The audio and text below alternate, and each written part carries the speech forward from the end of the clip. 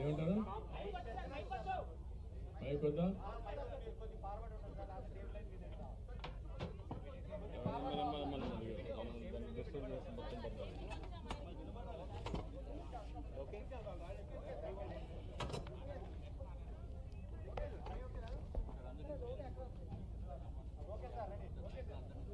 కొంచెం సైలెంట్గా ఉండండి, స్టార్ట్ చేద్దాం. ఓకే, అందరికీ నమస్కారాలు. ఈరోజు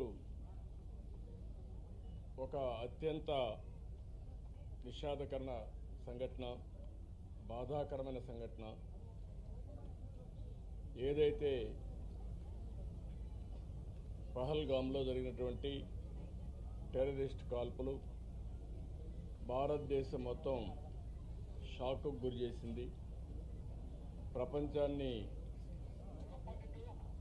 కదిలించే పరిస్థితి తీసుకొచ్చింది. అతి దారుణంగా విహారయాత్రకు పోయినటువంటి యాత్రికుల పైన విచక్షణారహితంగా కాల్పులు చేయడం, అది కూడా ఇప్పుడే చంద్రమౌళి గారితో అక్కడ ఉన్న వ్యక్తి ప్రత్యక్ష సాక్షి శశిధర్ గారు వచ్చారు.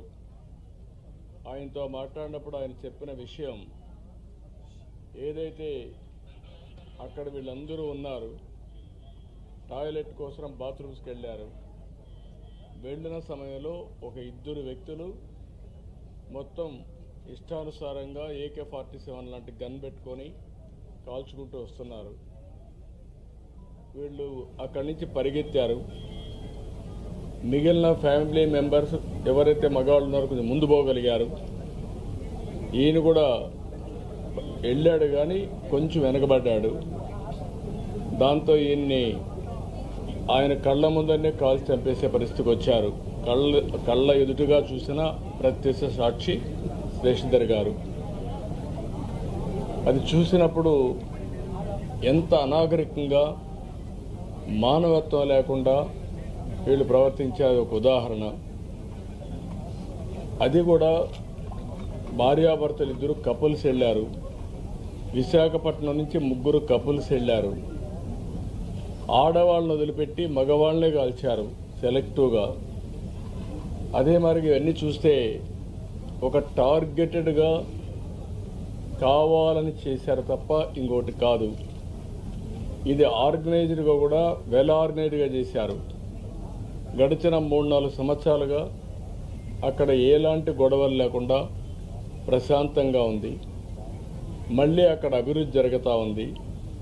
అదే మరి అక్కడ ఉపాధి కానీ పెద్ద ఎత్తున అనేక కార్యక్రమాలకు నాంది పలికే పరిస్థితి వచ్చింది.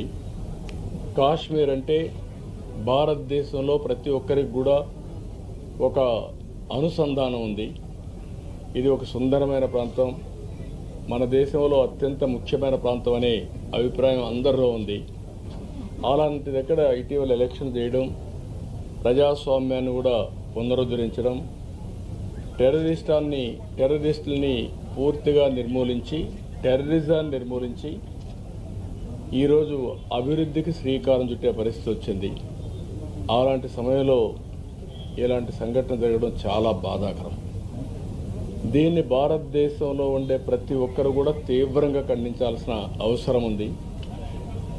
ఇలాంటి టెర్రరిస్టులు భారతదేశాన్ని ఏమీ చేయలేవు.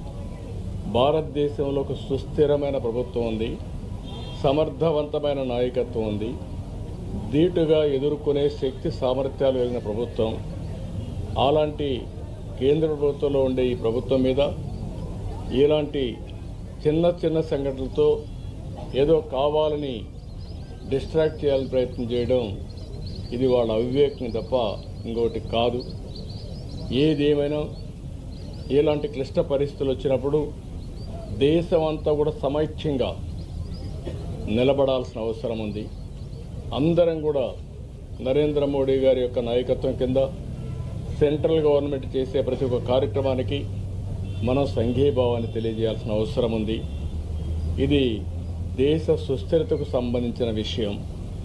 అలాంటి సమగ్రత సుస్థిరత దెబ్బతీసే పరిస్థితి ఎలాంటి వ్యక్తులు చేసినా ఎలాంటి శక్తులు చేసినా దాన్ని ధీటుగా ఎదుర్కొంటామని మనం సమాధానం చెప్పాల్సిన బాధ్యత అవసరం కూడా ఉంది. అందుకే ఈరోజు దేశమంతా కూడా ఎవరైతే చనిపోయారో చాలా బాధేస్తుంది. వాళ్ళని మళ్ళీ తిరిగి తేలేం. మన రాష్ట్రంలో ఇద్దరిని పోగొట్టుకున్నాం. ఇక్కడే చంద్రమౌళి, అదే మరిగా మధుసూదన్ కాబల్లో. వీళ్ళిద్దరూ కూడా మధుసూదన్ అయితే ఒక ఐటీ ప్రొఫెషనల్, ఈయనైతే ఎస్బీఐలో పనిచేసి రిటైర్ అయ్యి నాగమణి ఆయన వైఫ్తో కూడా కలిసి 3 కపుల్స్ వెళ్ళారు. వాళ్ళ బాధ చూసినప్పుడు ఎవరైతే ఆయన సిస్టర్లో ఇప్పుడు చూసాం, కుటుంబం కుంగిపోయే పరిస్థితికి వచ్చారు. ఏది ఏమైనా ఇలాంటి సమయంలో ప్రజల్లో చైతన్యం తేవలసిన బాధ్యత మనందరిపైన ఉంది. అందరం కూడా ఒకే మాటపై నిలబడాల్సిన అవసరం ఉంది. ప్రధానమంత్రి చేసే ప్రతి ఒక్క కార్యక్రమానికి సంఘీభావాన్ని తెలియజేయడమే కాకుండా మనం అందరం కూడా ఆయనకు పూర్తి సహకారాన్ని అందించాల్సిన అవసరం ఉంది. ఇది జరగాలంటే ప్రతి ఒక్క దగ్గర చైతన్యం తీసుకురావాల్సిన బాధ్యత మన పైన ఉంది. అక్కడక్కడ టెర్రరిస్టులు చూస్తున్నాం. వీళ్ళ ఇష్ట ప్రకారం ఇన్ఫిల్టర్ అయ్యే ప్రమాదం కూడా ఉంటుంది. కాబట్టి బార్డర్లో జాగ్రత్తగా ఉండాలి. ఎప్పటికప్పుడు ఏదైనా డౌట్స్ ఉంటే అలాంటి వ్యక్తులపైన మనం కూడా నిఘా వేయాల్సిన బాధ్యత కూడా ఉంటుంది. ఇవన్నీ చేయడం కోసం మనమందరం మళ్ళీ సంఘీభావాన్ని తెలియజేస్తూనే సమగ్రతను కాపాడుకునే బాధ్యత తీసుకురావాలని ఈరోజు మేమందరం కూడా ప్రజాప్రతినిధులు ఇక్కడికి వచ్చాం. తప్పకుండా ఆ కుటుంబాలకు అండగా ఉంటాం. అందుకే ఆంధ్రప్రదేశ్ ప్రభుత్వం తరపున ఆ కుటుంబానికి ఇద్దరికి కూడా 10 లక్షల రూపాయల ఆర్థిక సహాయం కూడా చేస్తాం.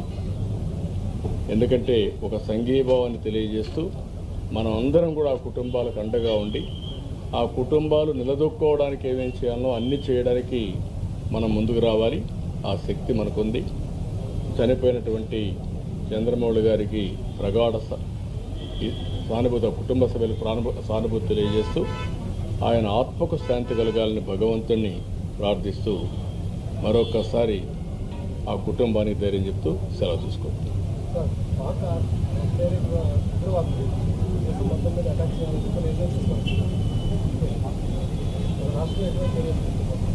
నేను అందుకనే చెప్తున్నాను, ఒక నిర్దిష్టమైన నాయకత్వాన్ని ఇస్తాం. ఒక మాటలో చెప్పాలంటే ఎవరైనా సరే ఎక్కడైనా సరే ఇలాంటి చిల్లర వేషాలు ఇస్తే అలాంటి వాళ్ళకు హెచ్చరిస్తున్నా అదే చివరి రోజు కావాలి. ఎందుకంటే ప్రజా జీవితాలతో ఆడుకుని దేశాన్ని బెదిరించాలనో దేశ సమగ్రతను దెబ్బతీయాలనుకుంటే మాత్రం వాళ్ళ ఆటలు సాగవు. ప్రభుత్వాలు గట్టిగా ఉంటాం, ధీటుగా ఉంటాం, సమాధానం చెప్తాం. అదే సమయంలో నేను కోరుకునేది